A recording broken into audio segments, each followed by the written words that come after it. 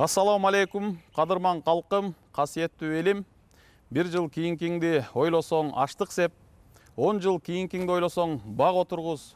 Ал эми 100 жыл, 1000 жыл кийинкиңди ойлосоң уул кыз урпагыңа татыктуу тарбия бер деген кемеңгер кеп бар эмеспи?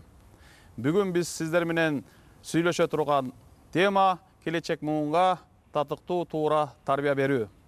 Ушул теманын тегерегинде атайын студиябызга конок болуп келип отурган Ишеналы Арабаев атындагы Кыргыз мамлекеттик университетинин теология кафедрасынын башчысы, Ишеналы Арабаев университетинин доценти Бектуров Эрмек агайды студиябызга чакырганбыз. Кош келдиңиз. Мына 30 күндүк орозо ой тазартар жолошо, бакыт табар жолошо деп мына орозо айына кирип, орозо айында мына орозолорду кармап жатабыз. Орозо айыңыз кут болсун. Элибиздин башына бакыт куш консун. Буюрса ушул орозо жөнүндө куттуктооңузду элиңизге бир айта кетсеңиз башта. Ассаламу алейкум, урматтуу мекендештер. Мына айлардын мырзасы болгон ыйык орозо айыңар менен баарыңарды чын жүрөктөн куттуктаймын. Ушул орозо айында кылган дуаларыңар, тилектериңер, кылган сооп иштериңерди Аллах Таала кабыл алган болсун. Таалим, тарбия мамлекеттин келечеги үчүн чоң ролду ойнойт. Өзү таалим деген эмне, тарбия деген эмне, мунун мааниси канчалык ушул жөнүндө агай? Эми инсандын, үй бүлөнүн, жалпы коомдун туура калыптанышына бул тарбия чоң ролду ойнойт да. Эгерде тарбияда эки субъект болсо, бир субъектиси бул тарбиячы, экинчи субъект бул тарбиялануучу да. Ошол тарбиячы өзү кандай тарбияда экени бир чоң маселе. Бул тарбияны кайсыл жерден алат инсан? Бул тарбияны адегенде эң негизгиси үй бүлөдөн алат. Андан кийин бала бакчадан алат. Андан кийин болсо мектептен алат. Андан кийин коомдон, мечиттен, иши кылып ушул аталып кеткен комплекстин туура айкалышып ишке ашырылышы тарбиянын туура нукка кетишине себепчи болот да. Анан эми биз айтып атпайбызбы, ошол тарбия эң негизгиси үй бүлөдөн башталат депчи. Көпчүлүк убактарда биздики туура эмес түшүнүк болуп, мектепке жүктөп коет тарбияны эне аталарчы. Ошон үчүн эң биринчи негизги тарбиячы бул ата эне да. Үй бүлөдөн башталат да. Кыргызда жакшы айтып койгон, тарбия бул атанын белинен башталат депчи. Себеп дегенде ошол ата үйлөнгөн учурда кандай физиологиялык, биологиялык, психикалык жактан кандай ден соолугу кандай эле ошол атанын. Анан ал бир терс адаттар бар беле, арак ичкен же болбосо жанагындай тамеки тарткан, ушундай адаттар бар беле. Ошол учурдан баштап, жана түйүлдүк пайда болгон учурдан баштап уже тарбия кете берет экен да. Андан кийин тарбия кайдан уланат? Тарбия болсо ошо кош бойлуу эненин ичинен улана баштайт экен да. Ошол эне кайсыл шартта жашап атат, кандай тамактанып атат, кайсы витаминдерди жеп атат, ошол үй бүлөдө кандай психологиялык климат болуп атат. Үйүндө баягы бекеринен айтып койбойт го, кыргызда баягы атанын, чоң атанын, апанын, чоң апанын, жеңенин, жезденин, таекенин, таятанын өз орду бар тарбияда депчи. Ошол баягы үй бүлөдө кандай психологиялык климат болсо, ошонун баары кош бойлуу эненин ичиндеги балага таасир эте берет экен да. Андан кийин бала төрөлгөндөн кийин ошо жөргөлөп бараткан бала дагы ошол тегерегинде эмне болуп атат, баардыгын губка сыяктуу өзүнө сиңире берет экен да. Бул баягы илимий изилдөөлөрдүн негизинде айтылган бул тыянактарда. Анан ошол ошон үчүн баягы потенциалдуу ата эне болгон жаштарга, мисалы үчүн айтыш керек да, эне ата баласына айтыш керек. Сен деген кийин ата болосуң. Ошо балаңдын ден соолугу жакшы болсо, балаң ошо өзүбүзгө эле эмес, коомго пайда алып келүүчү бир инсандардан болуш үчүн өзүң ден соолугуңду кармап, өзүңдүн тарбияңды бекемдеп, өзүңдүн иманыңды бекемдеп жүр деп ошо балага айтыш керек. Кызга болсо, сен деген ошо тарбиянын дагы бир өзөгүсүң деп энеге айтыш керек. Мына кыргызда бекеринен айтпайт эне тил деп, ата журт деп айтат да. Кыргыз ошондой кемеңгер, ушундай даанышман калк болгон, эне тил деп айтканы болсо, ошо тил аркылуу кетет экен тарбиячы.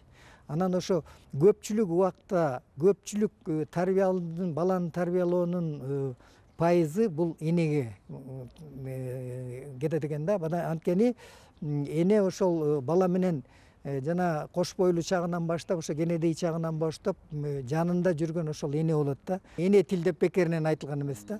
Ата журт деп эмне үчүн айткан? Ата журт деп ошол ата журттун чегарасын коргогондон баштап ата журттун экономикасын, ата журттун саясатын жүргүз деп ошол эркектерге жүктөгөн бул мээнеттердичи.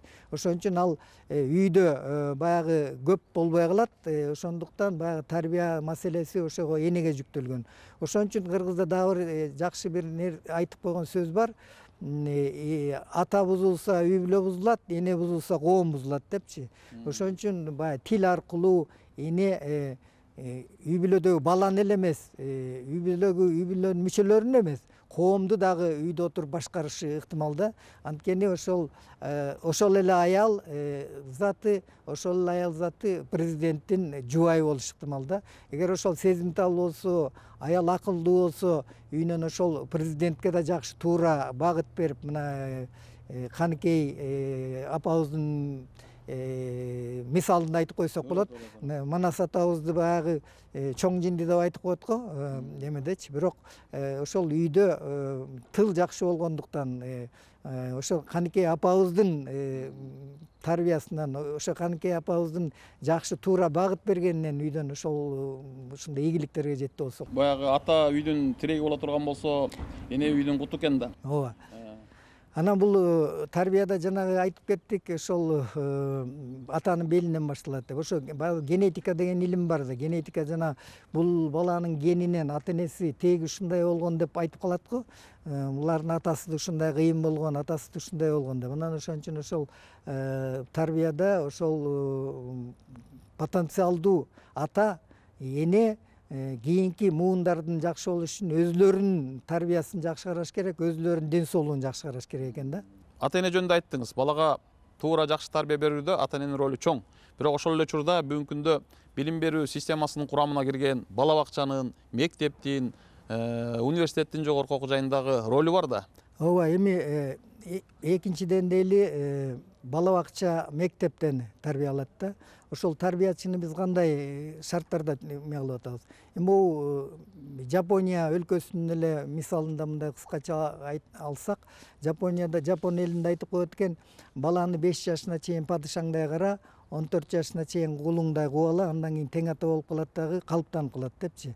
Аны ошон үчүн баягы азыр эненин тарбиясын айтып кеттик. Ошо 5 жашка чейин балага падышаңдай кара дегени бул ага эркелетип чалжаңдатпай, тескерисинче аны аяр мамиле кылып, ошол бала Кудай Таалам кандай касиеттерди, кандай таланттарды берди, ошолордун баарын аныктап, анан кийин 14 жашка чейин кулуңдай кубала деген ошого жараша окутуп, чокутуп, жумушка үйрөтүп, баланы ошо тарбияла деген сөз экен да.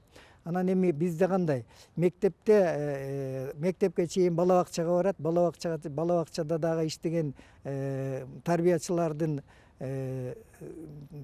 маянасы аз болгондуктан, ошол жерде шарт кичине азыраак болгондуктан, ал жерде дагы ошол проблемалар бар да тарбиячыныкычы.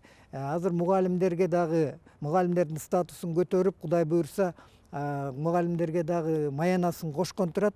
Азыркы өкмөт бийлик эгерде мугалимдерге да жакшы шарт түзүлүп, маянасы чоң болуп, балдардын класстагы саны аз болуп, китептер менен жетиштүү түрдө камсыз болуп, материалдык жагынан камсыз болсо, анда ошол жактан дагы тарбия берсе болот да.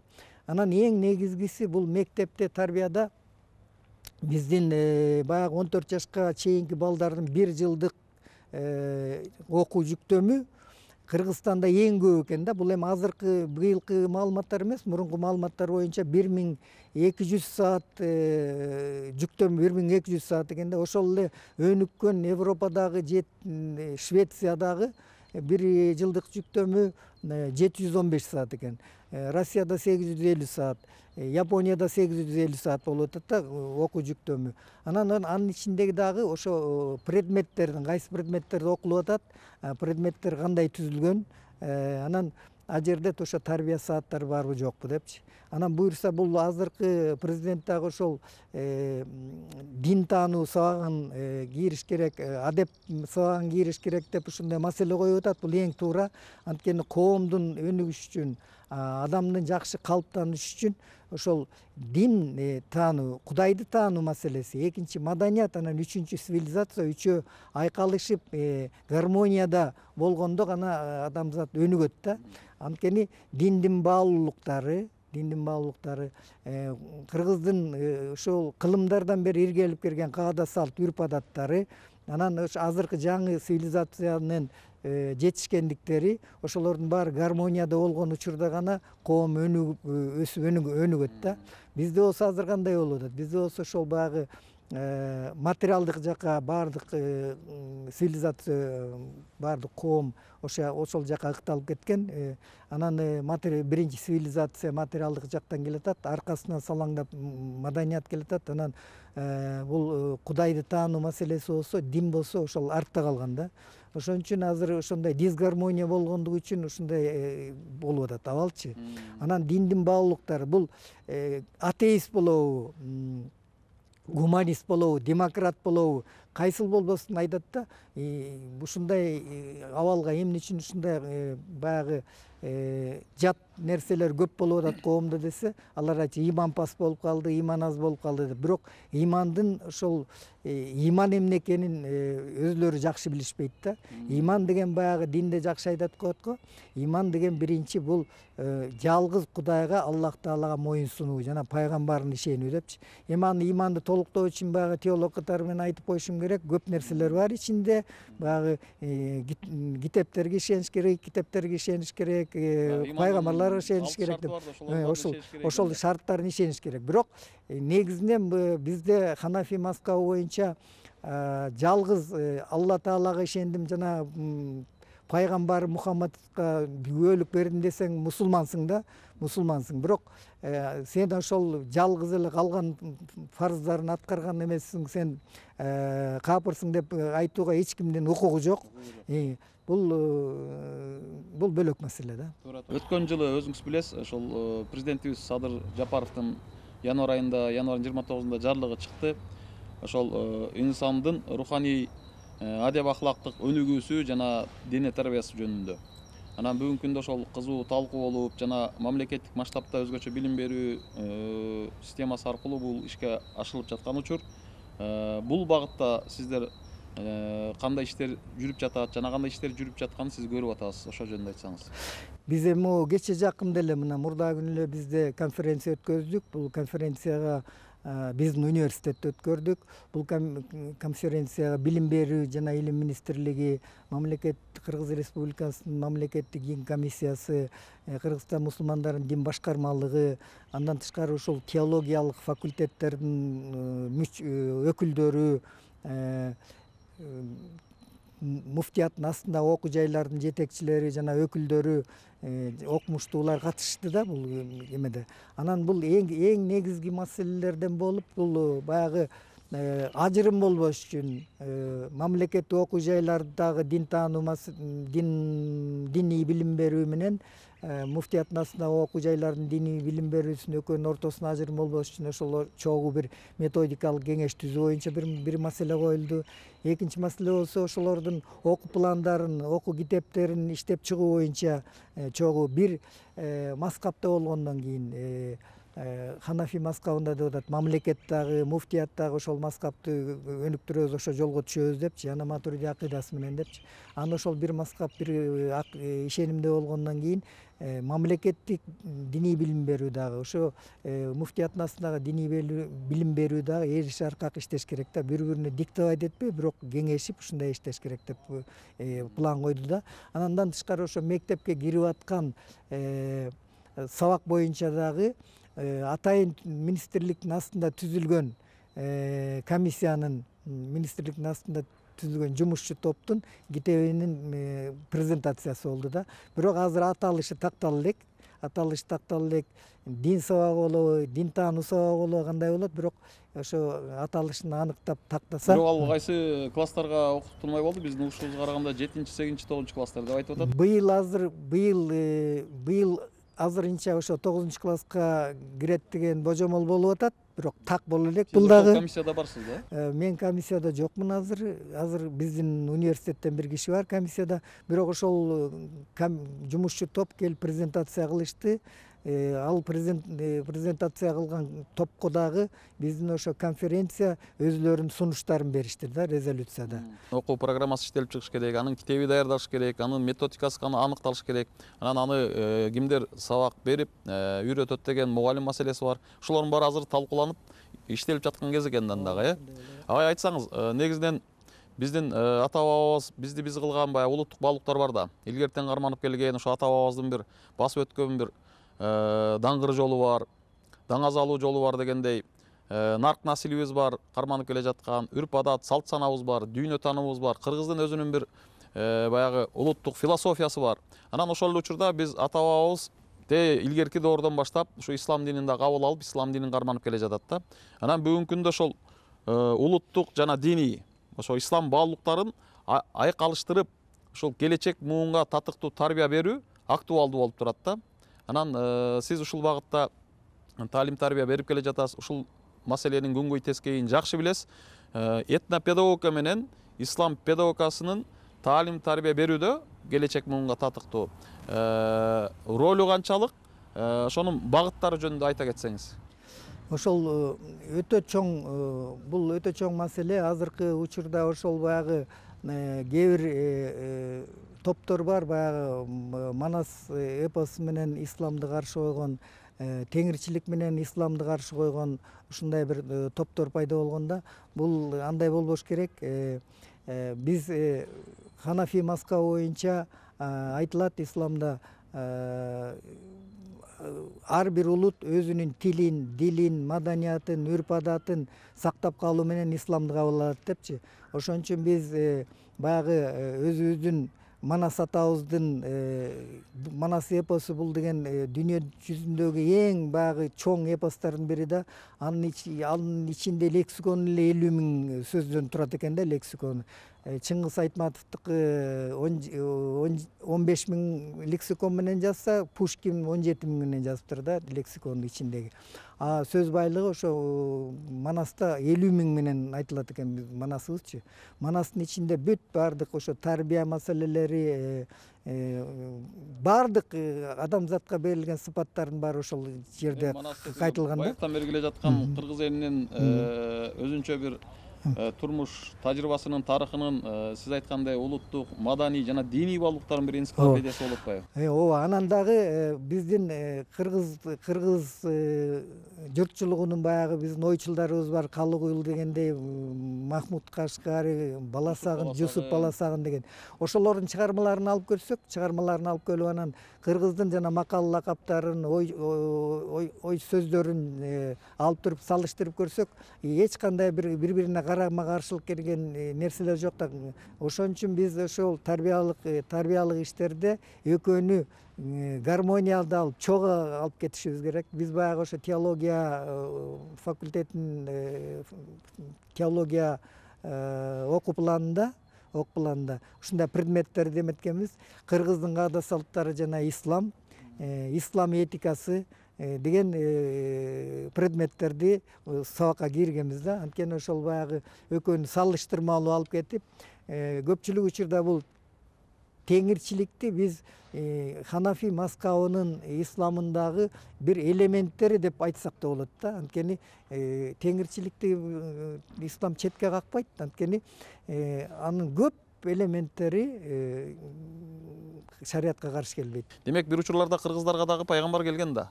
Акты караны ажыратып берген, өзүнүн шариятын алып келген. Ошол кезден баштап ошол менин оюмча да, менин көз карашымда ошол бүгүнкү күндө кыргыздар карманып келе жаткан салт сана, нарк насил деген нерсе ошол пайгамбардан калса керек. Ошон үчүн биздин бу Ханафи мазхабыбыздын толеранттуулугунан салт санабыз менен мазхабыбыздын баягы камыр жумур болуп, кеткендиги ошондон болсо керек да агай. Агай айтсаңыз, бүгүнкү күнү ушул жаштарыбыздын абалы тууралуу өйдө төмөн сөз бар да. Жаштарыбыз батышты ээрчип кетти, жаштарыбыз өзүнүн баалуулуктарын жоготту, жаштарыбыз ошол батыштын маданияты менен, музыкасы менен, жаш образы менен жашап калды дегендей. Азыркы кездеги жаштарга кандай баа берелериңиз? Алардын жаш образы, ой кыялы, жүрүм туруму жөнүндө сиздин оюңуз? Ошол азыркы учурда баягы бир эле учурда баягы мезгил менен үзөңгүлөш кетиш керек деген бир принциптер бар. Мезгил менен үзөңгүлөш кетүү деген бул баягы батыш жактын технологиялык, баягы экономикалык өнүгүп аткандыгын биз алышыбыз керек. Мурунку биздин баалуулуктарды өзүбүздүн каада салтыбызды, кыргыздын нукура канча кылымдардан менен иргелип келген. Ошолорго кайрылып, биз ошолордун колдонуп, азыркы жаштарга ошондой кылышыбыз керек да. Мен жаштарга кайрыларым ошол биздин каада салтыбызды, үрп адаттарыбызды жаңыланып келаткан кайра ошол экилерди возрождать этип, анан ошолорду колдонуп нукка түшсөк болот деп айта алам да. Демек бүгүнкү күндө эми сиздерде ошо теология факультетинде өзүңүз айткандай окутулуп жатат да. Ошол кыргызстануу, манастануу дегенде өзүбүздүн улуттук баалуулуктарыбыз, баягы акылмандыкка, даанышмандыкка негизделген философиябыз бар да. Мына өзүбүздүн Ысык көлдөн, касиеттүү кереметтүү Ысык көлдөн чыккан жетекебиз бар туурабы. Себеби аларды биз эмне үчүн пир тутабыз? Алардын кемеңгер кептерине, даанышман сөздөрүнө эмне үчүн таянып иш алып барабыз? Жаштарга таалим тарбия беребиз. Себеби алар ошо акылмандык менен, даанышмандык менен, адилеттүүлүк, калыстык менен, өздөрүнүн жашоосу менен үлгүлүү, өрнөктүү болуу менен жаштарды тарбиялап келген эмеспи? Айтсаңыз, ушул эми ороз айында турабыз да. Ушул орозонун дагы адамды тарбиялоодогу ролу чоң да. Ошол жаштарды, адамды тарбиялоодо орозонун орду жана ролу, мааниси канчалык деп ойлойсуз агай? Орозонун ролу, орду өтө чоң. Себеп дегенде баягы башында биз орозону кармап атканда баягы диета кармаган сыяктуу кармап келсек, азыр орозонун негизги баягы максаттарын, орозо кармоонун жалпы калкыбыз түшүнүп келатат. Азыр болсо ошо жаштар дагы ошо исламга тартылуусу күчөп, исламдыдан маалымат алууга умтулганы, анан жана орозо кармагандардын саны көбөйгөнү бул өтө жакшы нерсе. Анткени азыр уже орозонун баалыгын түшүнүшүп, көздүн орозосу, жүрөктүн орозосу, колдун орозосу деп баардык орозону кармаганга аракет кылып атышат да. Бул болсо ошол бир ай эле ошол адаттарды, жакшы адаттарды сактап калбастан, ошол адаттарды улантып кетсе, анда биздин коомубуздун өнүгүүсү туура нукка кетет да. Демек бул баягы орозо илгертен ошол ата бабабыз карманып келген, ооз ачырып сооп тапкан, өзгөчө бир берекелүү, касиеттүү, фазилеттүү, адамды адам кылган, адамды ошо Аллах Тааланын алдында даражасын, мартабасын такыбалыкта бийик кылган бир ай экен да. Анан ушул айда көптөгөн жакшылыктарга жетели, буюрса көзүбүздүн тирүүсүндө элим жерим деп жаштарды тарбиялап, элибизге, мамлекетибизге кызмат этели деп тилейли агай. Батыштын илим, билим, технологиясын алып, бирок өзүбүздүн маданиятыбыз менен, ислам баалуулуктарыбыз менен жашашыбыз керек турбайбы? Чыңгыз Айтматов, ошол биздин кемеңгер жазуучубуз Чыңгыз Айтматовдун айткан бир улуу сөзү бар. Адамга эң кыйыны күн сайын адам болуу деген. Ошол учурда биз ошо эң акыркы келген акыр заман пайгамбары Мухаммед саллаллаху алейхи вассаламдын дагы бир сөзү бар. О жараткан Аллах көз ачып жумганга чейин напсим менен калтырып койбо депчи. Анан Чыңгыз Айтматовдун сөзү, мен бул ал кишинин бир тобоо келтирген сөзү, бир дуасы, тилеги ошол учурда насааты деп билем да. Себеби мен дагы баягы жаңылбас жаак болбойт, мүдүрүлбөс туяк болбойт дегенде мен да жаңылдым. Кудайым кечире көр деп балким ичинен айтып жаткандыр да. Ушул кептин тегерегинде бир аз кеп козгоп берсеңиз. Да, бул чындыгын айтканда бул сынак жашоодо жашап атабыз да. Анан бул атеист болобу, гуманист болобу, демократ болобу, ким болбосун, ал жүрөгүнүн тереңинде бир Кудайга ишенет да. Кудайга ишенет. Ошол Кудайга ишенүү сезими адамдын жүрөгүндө болот экен да. Адамдын мээси болсо шайтан колдонот экен да, шайтан адаштыруу. Ошол жүрөк менен мээнин ортосундагы гармония болсо адам өнүгөт экен да. Ошол экөөнүн адамдын ичиндеги эки эгонун күрөшү баягы күндө күрөшүп турат экен да, экөөчү. Жана бир куудул айткандай, биздин оорулардын баары эмнеден пайда болот дейт. Эртең менен чыга калсаң, кошунаң машина алып койсо давлениең көтөрүлүп кетет дейт. Анан дагы эртеси чыга калсаң, дагы бир кошунаң 2 этаж үй салып койсо, сахарың көтөрүлүп кетет дегендейчи. Ошон үчүн баягы адамдар бири-бирине ынтымакташкерликте жанагы өзлөрүнүн терс, жат сапаттарынан арылганга аракет кылыш керек экен да. Көрө албастык деген сапаттар бар. Бирөөнү көрө албай эме кылып атышпайбы? Японияда дагы эле ошол жапондордун бир эмесин айтып кетейин, мисалын. Ал жакта ошол 100 жаштан ашкан инсандардын саны азыр калкында миллиондон ашып кетти да. Анан эң негизги себептер эмне деп сураганда, баягы биринчи айтат экен, медицинанын өлүккөнү, анан ошол деңиз продуктлары деп. Бирок эң негизгиси дейт, алардын балдарына кичинекей чагынан баштап ушундай идеологияны сиңирет экен. Мен бөлөктөргө канча жакшылык кылсам, ошол 1000 эсе мага жакшылык келет. Бөлөктөргө жамандык ойлоп, жамандык кылсам, ошол мага 1000 эсе келет дегенди сиңирип коет экен да. Ошон үчүн адамдар бири-бирине, ар бир адам өз бөлөктөргө жумушунда боло, каякта болбосун, позитивдүү болуп, жакшы нерселерди, ниеттерди бирөөлөргө тартуулап туруш керек экен да. Муну Аллах Таала жүрөгүнөн ниет кылганда кабыл кылат экен дагы. Ошол бөлөктөрдүн өнүккөнү өзүңө 1000 эсе келет экен да кайра. Чоң рахмат Эрмек агай. Амандыкта жолукканга чейин эсен аман болуңуздар, туткан орозоңуздар кабыл болсун. Ассаламу алейкум ва рахматуллахи ва баракатух.